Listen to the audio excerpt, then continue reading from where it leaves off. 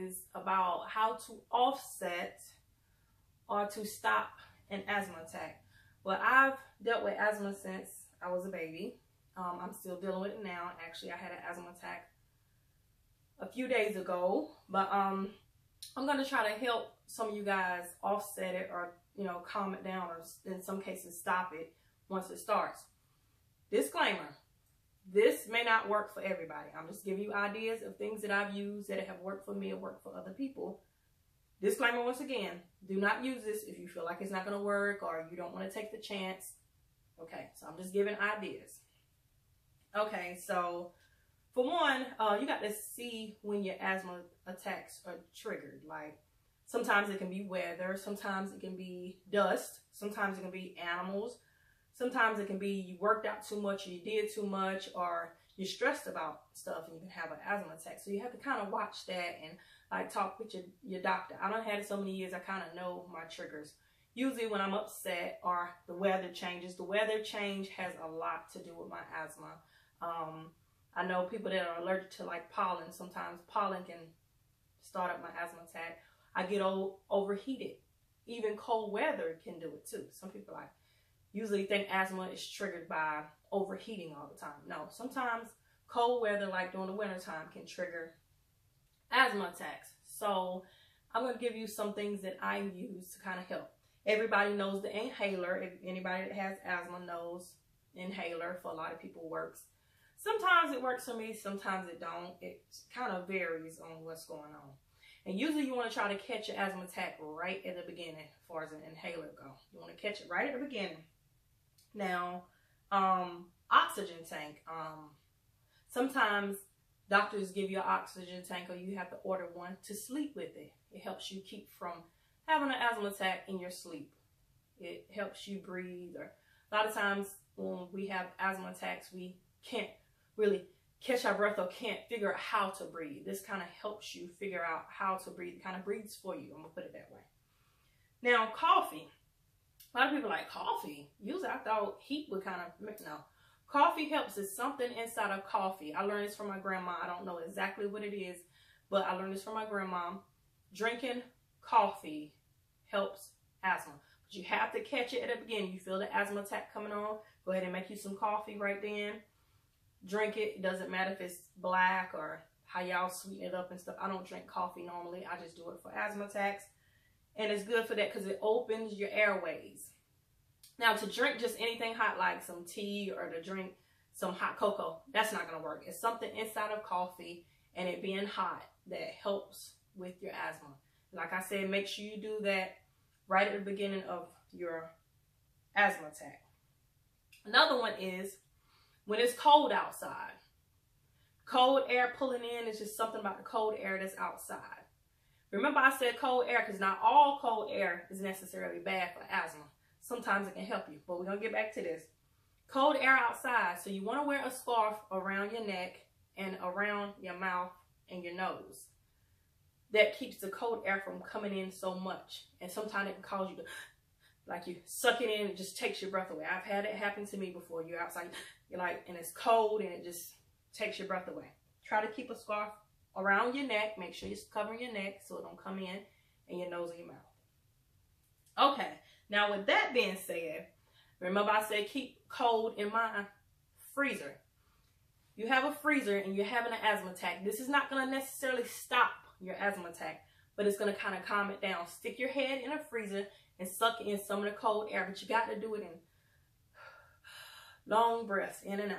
You got to catch some of the cold air to kind of calm it down while whoever's going to take you to the hospital or the ambulance will come and it kind of calms it down just a little. It's not going to stop it, but it kind of calms it down.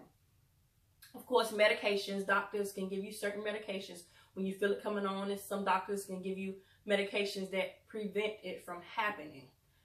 Me personally, I haven't really had any medications that like prevent it from happening, but I had a lot of medications that stop it from happening. Okay, in your house, it's good to have a purifier, air purifier, to purify your air because dust and different things, even from cats, dogs, animals, even bears, can sometimes trigger asthma. Now, let me tell you guys something. Bugs can also trigger asthma. So if your child has asthma, don't let them be outside messing with bugs. You know, as kids, you mess with bugs. I used to pull the legs off spiders and all kinds of stuff. I used to play with bugs and everything. Bugs can cause asthma attacks. So if your kids are around any kind of bugs, especially like water bugs or roaches and things like that, you might want to fix that, because that can really cause an asthma attack, especially for a young child. So you don't want to have them around anything like that. So remember that.